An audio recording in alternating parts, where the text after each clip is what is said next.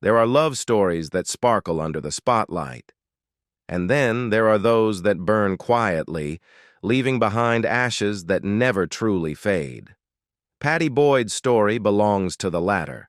She wasn't just a model, she was the woman who inspired two of rock's most powerful love songs, Something and Layla. Yet behind the fame, she lived through betrayal, heartbreak, and years of silence. For decades, she kept her pain hidden behind the image of beauty and grace. But when she finally spoke, the truth was far more tragic than anyone imagined. The beginning. A model in London's golden era. Before the heartbreak, before the fame, Pattie Boyd was just a young woman chasing her dreams in 1960s London, a city pulsing with color, freedom, and rebellion.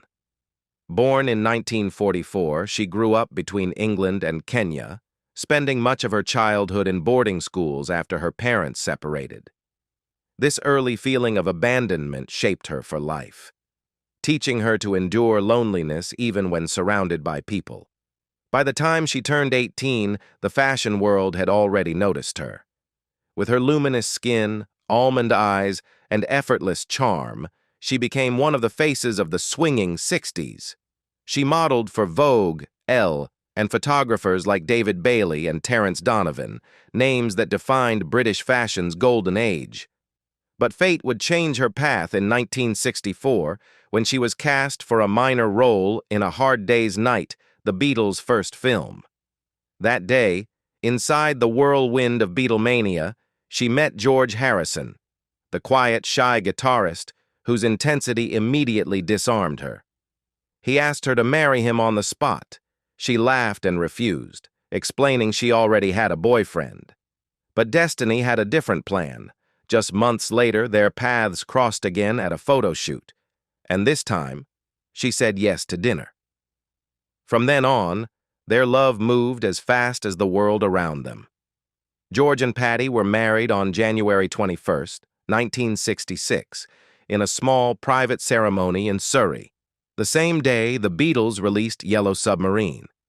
She was 21, he was 22, and both were at the center of the most famous band in the world. For a while, it felt like a dream. He sent her love letters while on tour. She waited for him between modeling jobs, and the world saw them as the embodiment of beauty and music. But what the world couldn't see was how fame, spirituality, and temptation were already beginning to pull them apart. The spiritual turn and the cracks in the marriage. At first, Pattie believed she had found her forever. George Harrison wasn't like the others. He was quiet, kind, and deeply romantic. But as fame grew louder, George became more distant. By 1967, the Beatles were no longer the cheeky young band of Liverpool. They were world icons, consumed by drugs, pressure, and new philosophies. George, in particular, was searching for something deeper, something beyond the noise of screaming fans and endless tours. That search led him to India, to meditation, and to the teachings of the Maharishi Mahesh Yogi. Pattie followed him, hoping it would bring them closer. Instead, it pushed them further apart. In her memoir, she recalled how George became obsessed with spirituality, not just as a belief, but as a complete escape from reality. He spent hours chanting, meditating, and reading sacred texts. When she tried to talk to him, he told her not to disturb him. The man she'd married, the romantic, the artist, the dreamer, was slipping away into a world she couldn't enter. Their home, once filled with laughter and music, grew silent. Pattie began to feel invisible. George started spending long nights at the Apple offices, surrounded by admirers who flattered his ego. When she confronted him, he accused her of being paranoid. But she wasn't imagining things. Rumors swirled about his affairs, and by 1969, one of them would devastate her: his involvement with Ringo Starr's wife, Maureen. It was more than betrayal. It was humiliation. Pattie described walking into her home and finding George and Maureen together. She cried, she begged, she screamed, but George only laughed. That night, she lowered the spiritual flag he'd raised at their house and replaced it with a pirate's skull and crossbones. For a moment, it made her feel powerful. But inside, she was breaking. The obsession of Eric Clapton. As George Harrison drifted into silence and spiritual obsession, his friend Eric Clapton fell into emotional chaos, all because of Pattie Boyd. By the early 1970s, Clapton was one of the world's most admired guitarists, but behind the fame hid a lonely man consumed by forbidden love. From the moment he met Pattie, he was captivated. Her beauty and sadness drew him in until admiration became obsession. He began sending her secret love letters, one signed simply, "All my love, E." Pattie thought it was from a fan, until Eric called to ask if she'd received it. That was when she realized the truth. Unable to contain his feelings, Clapton poured his heartbreak into music. Layla, one of rock's greatest love songs, was born from his longing for Pattie. When he played it for her in a London flat, she felt both flattered and afraid, realizing how deeply he loved her. But his passion turned dark. When Pattie refused to leave George, Eric sank into heroin addiction, saying he'd rather die than live without her. Meanwhile, George's infidelity, from groupies to Ringo Starr's wife, Maureen, destroyed what was left of their marriage. By 1973, Pattie discovered George had gone to Spain with another man's wife and later confirmed his affair with Maureen Starkey. It was the final betrayal and the beginning of the end. The collapse of a marriage and a dangerous love. By 1974, Pattie Boyd's life had turned into a storm of betrayal and confusion. George Harrison was no longer the man she had married. He was detached, angry, and unfaithful. What had once been a sanctuary filled with music now felt like a battlefield of silence. The final blow came on New Year's Eve of that year. They were preparing to attend a party together when Pattie ran back inside to grab something. When she returned, George and his friends had left her behind. She drove alone through the fog, ringing in the new year with strangers on the road. When she finally found him at the party, George looked at her and said coldly, "Let's get a divorce this year." It was over. In the months that followed, she tried to hold herself together, but her sense of identity, as a wife, a muse, a woman, had already begun to crumble. Ringo Starr offered her work as a still photographer on his movie Son of Dracula, just to keep her busy and distracted. But the humiliation continued. During a dinner at Ringo's house, George openly told Ringo he was in love with Ringo's wife, Maureen. Ringo broke down, repeating, "Nothing is real." Pattie left the room and dyed her hair red the next morning, a small act of defiance, a way of saying she was done being invisible. Then Eric Clapton returned. After years lost to heroin addiction, Clapton had managed to recover. He was fragile but focused, and he wanted Pattie.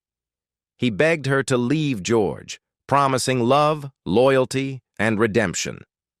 By mid-1974, she finally did. George was devastated, but he didn't fight her.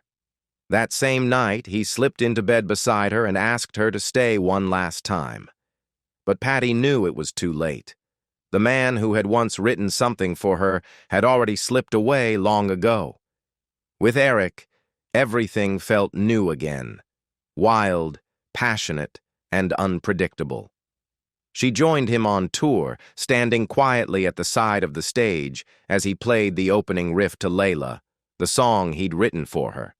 For the first time in years, she felt like she was part of someone's world again.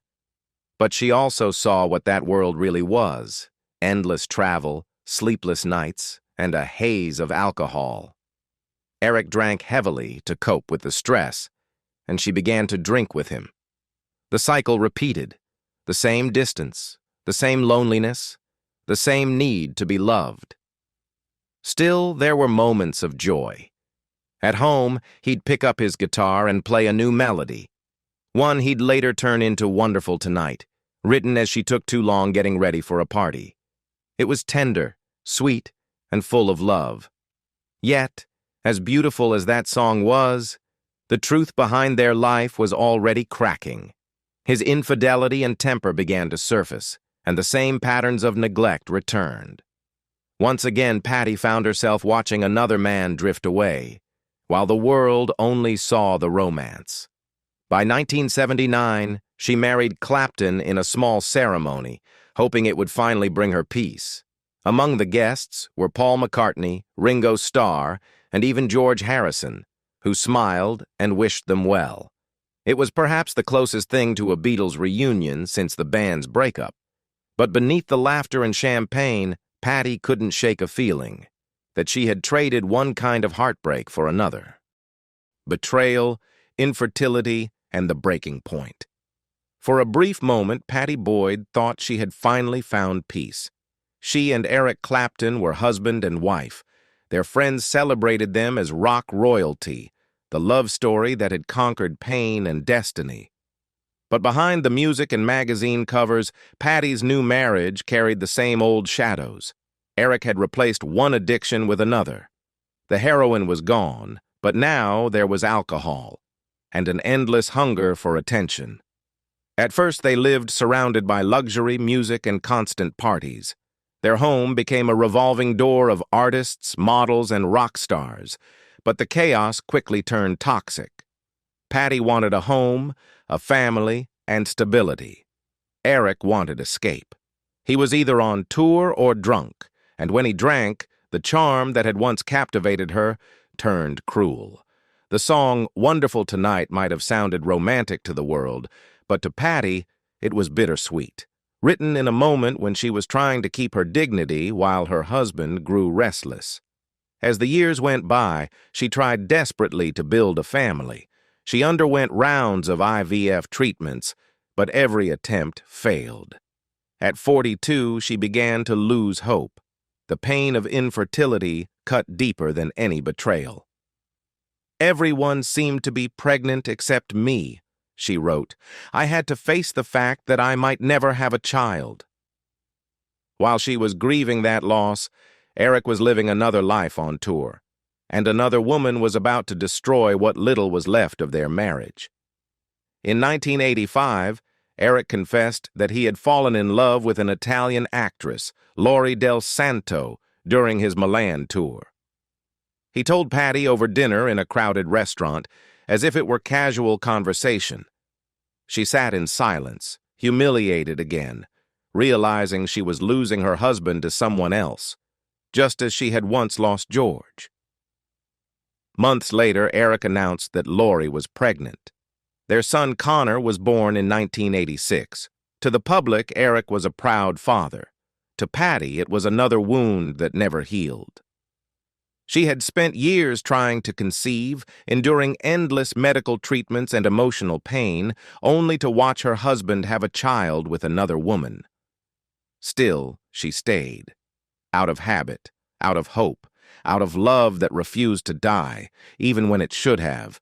But the emotional abuse didn't stop there.